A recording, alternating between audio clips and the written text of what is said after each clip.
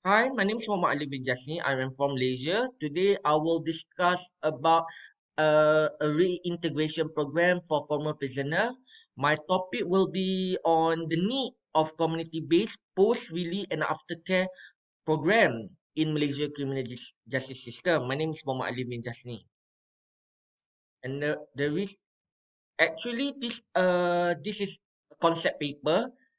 I got the idea to write this concept paper based on my recommendation in my PhD paper in my PhD thesis.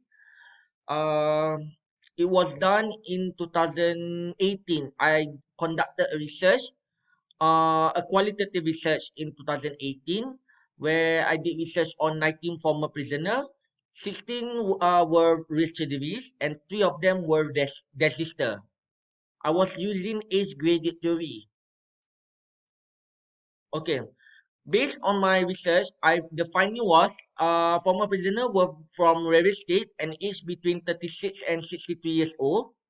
Only 4 of them are married, while only one respondent has a partner. It shows that it's really difficult for former prisoner to find partner after they've been released. This is due to the stigma, due to so many things, factor that contribute to the reason why they becoming single. For example, like they have a drug addiction, so they have drug addiction, and then they have HIV, they have diseases such as HIV, hepatitis C, hepatitis B, and then 12 respondents were still on drug addiction, while the other 5 respondents managed to quit themselves from taking drug again, whereas 2 respondents have never taken any drug previously. It shows a very high number of drug addicts among them.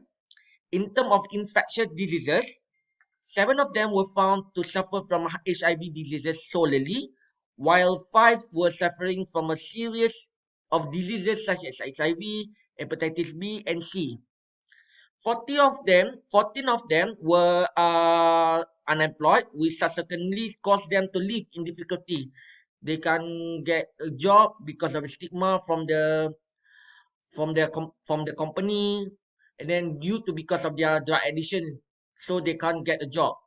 13 respondents were not accepted and acknowledged by their family. It shows a very high number of it.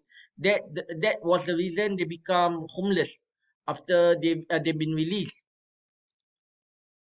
Okay, the finding proved that the system from crime among former prisoner is challenging. The criminal justice system in Malaysia towards the reintegration of former prisoners should be improved accordingly to prevent any failure or potential issue for betterment of former prisoner. So this paper will discuss about my recommendation about a program that should be established in Malaysia to help this former prisoner. After they've been released, they should get something to help them in terms of employment, in terms of houses, in terms of shelter, something that can help them to make them able to integrate in the society.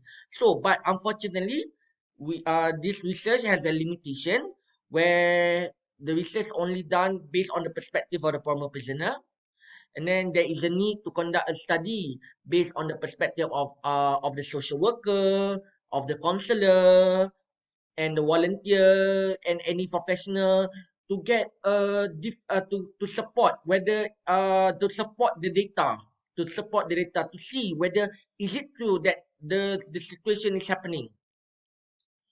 And then to this day in Malaysia, we don't have any a specific reintegration program for former prisoner. We do have like halfway houses, we do have a parole system, but it's not able to cater the high number of prisoners that have been released.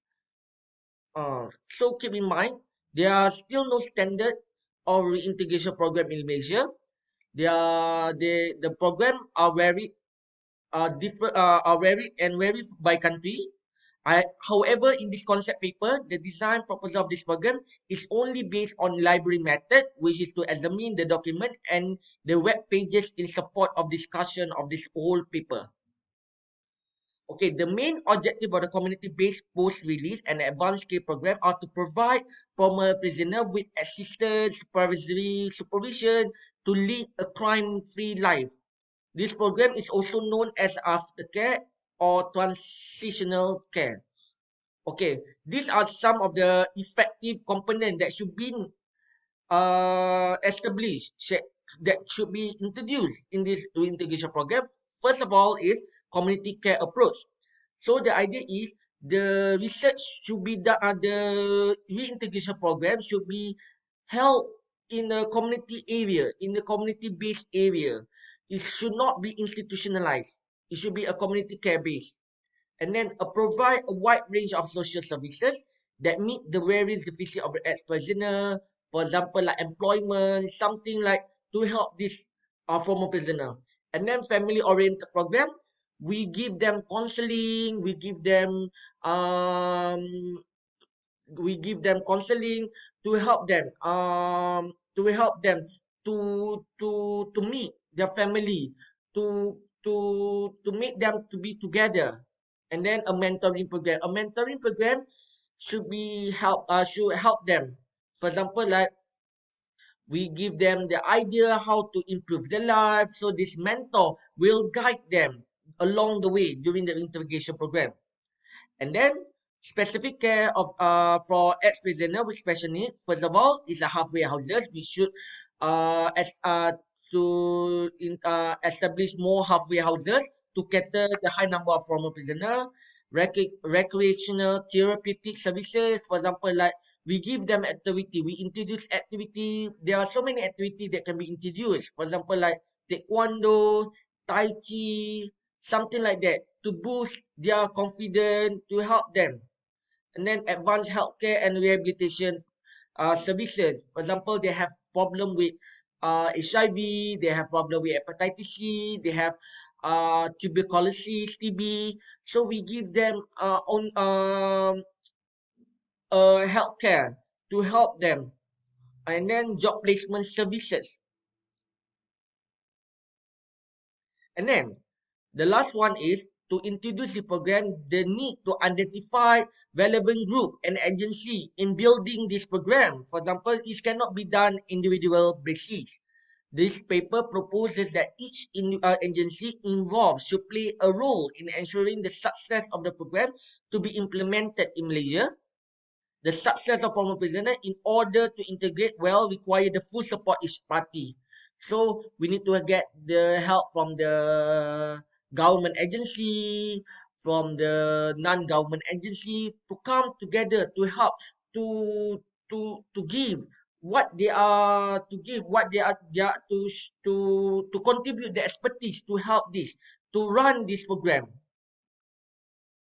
And then the conclusion, the discussion of in this paper is based on the author idea of the PRACP for former prisoners who are in the process of reintegration.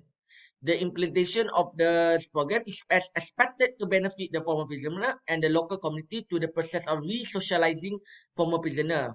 The implementation of this program is also believed to reduce recidivism and facilitate the reintegration of former prisoner into the life of the general public. The PRACP program is expected to reduce challenges and at the same time help former prisoner meet their living needs. And then the acknowledgement, this concept paper is drawn from the Doctor of Philosophy thesis entitled Community-Based Post-Release and Advanced Care Program at the Department of Administration and Social Justice, University of Malaya in 2018. This program is a proposal for a reintegration intervention designed by the first author in his thesis. So, thank you. That's all.